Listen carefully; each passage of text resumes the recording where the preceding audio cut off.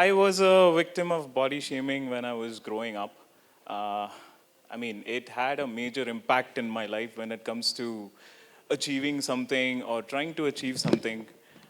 So when I was in school, I used to be very heavy because partly due to the hypothyroidism that I have, and growing up with that was such a tough thing to do because we used to have these. I'll give you some anecdotes. Okay, so we used to have these medical examinations in school, and we needed to be shirtless. So while standing in the queue, waiting for our turn, it used to be an embarrassing experience, especially when I also, as part of being fat, I also had the problem of gynecomastia, which is excess fat deposit in my chest. So my friends or so-called classmates used to ridicule me, saying that you should join the ladies queue, and that was how I was body shamed when I was in school. And even the teachers were, I no disrespect to the teachers, but there were a few who had discriminated me with respect to my activities. Like, for example, the PT teacher never used to make me run, in spite of me being the top three runners in school. Since I was fat, they had judged me even before I started running, saying that you cannot run, you are not meant to be an athlete, and they pushed me away, and they gave chances to someone who was less talented than me. So that was one of the, I mean, couple of incidents that happened. This continued into my college days when I was into my engineering, and still there I was being made a victim of body shaming. But all these things, what happened was it led to me not focusing on my studies too much, and I had to, I was in the top five ranks, and then it went down. And my parents also did not pay much attention to it, even though I was sometimes talking about it. But the concept that they said was, this is the age to eat whatever you want, how much ever you want. I mean, I'm not against them. They always wanted my, welfare and me being fit and, doing good and everything. But this was one aspect which maybe they couldn't understand at that time, which nowadays parents are able to understand. So having a, how do I say it, like an open mindset about, accepting people regardless of how they look is very important now. And as and when I grew up, I started, reading about fitness, and I started practicing it. So now I've been working out for 18 years, and now I've somehow tried to get back to, get into a better shape than ever. But it still lingers in my mind. I still have the thoughts that I'm fat, I'm not good enough. It's because of the impact that I've had when I was young. And even though I'm much more confident, and I always used to get scared of getting on stage and talking to people. So now I'm able to do whatever I want to do. The confidence is up because I paid a lot more attention to fitness, and now I have shifted my career completely from IT to fitness. Now I own a fitness center with my partner Purvi. So yeah, so just have a look out for. I mean, my suggestion would be, just see if the kids next to you, not just your kid or anyone, is a victim of body shaming, because it impacts the mind a lot. Even now, I don't have the confidence sometimes to do things, but yeah. So I think that's about me. Thanks, Sunil. Any questions you guys have for me? Okay, I'll hand it over to my partner. Yes. Yes, Purvi, all yours. Hello all. I'm Purvi, and I have a slightly different take on this, on body shaming, because I think I took that as a, I took that as a positive thing, even without anybody telling me about it. The reason is, I was born overweight, and this line was in my mind since childhood till about 24 years.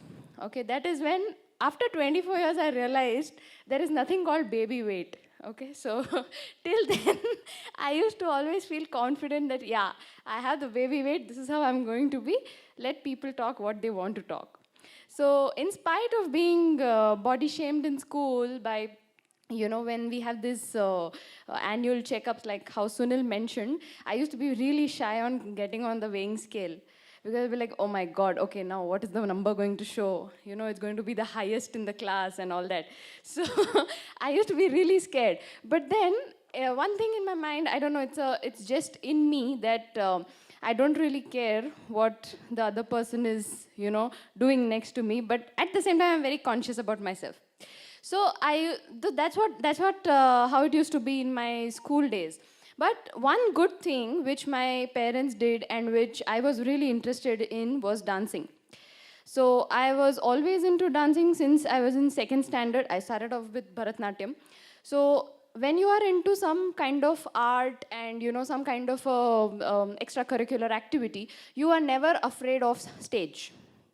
Right. So since I was in second standard, my parents put me in Bharatnatyam classes, and I was always used to performing on stage. And thankfully, I have good dancing skills, so I was never body shamed because of that. So that is what brought the confidence in me, and ever since then, there is no looking back.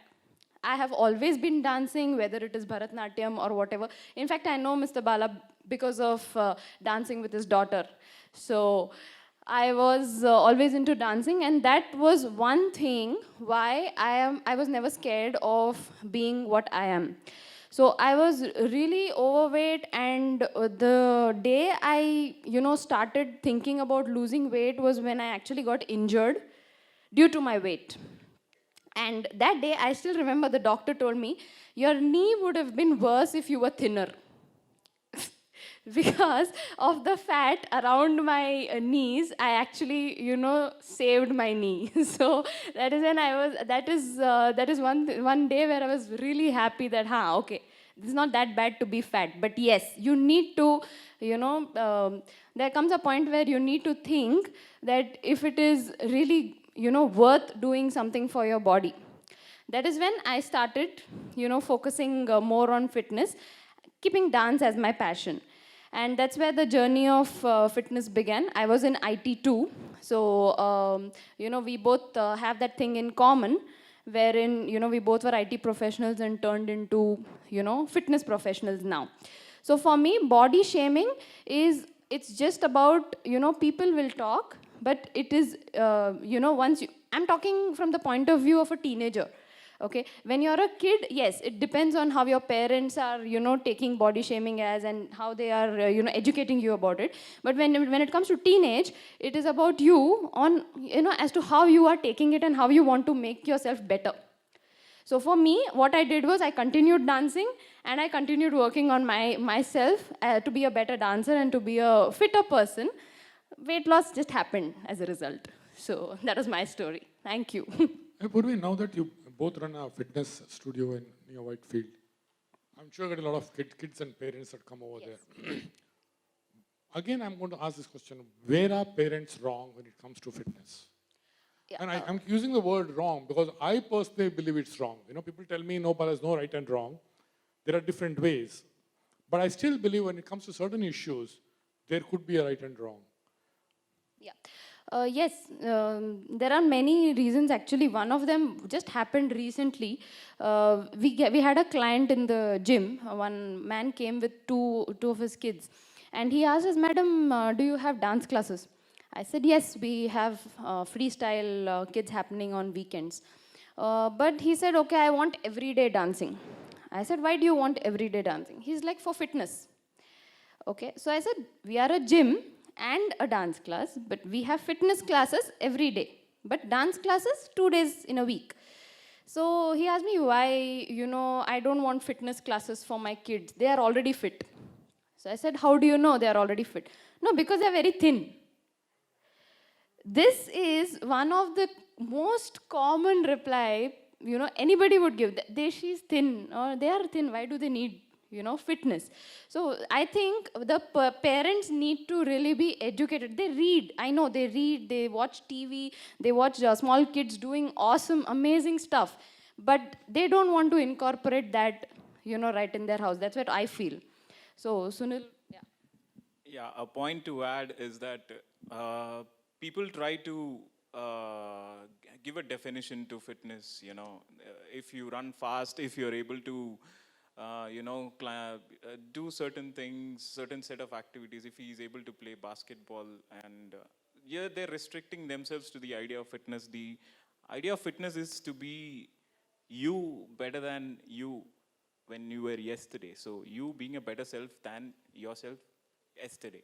All right. So when you're climbing the stairs, like 10 flights of stairs, you should be able to do it today in a better way without getting exhausted. That is fitness. So don't try to conform to certain, fixed aspects, saying that okay, this is fitness, this is not fitness. Everything is fitness. You find fitness at home, you find fitness everywhere. That's the idea we are trying to promote. This is a very common misconception that comes along with that, saying that you need to start lifting weights only when you are 18 or 19.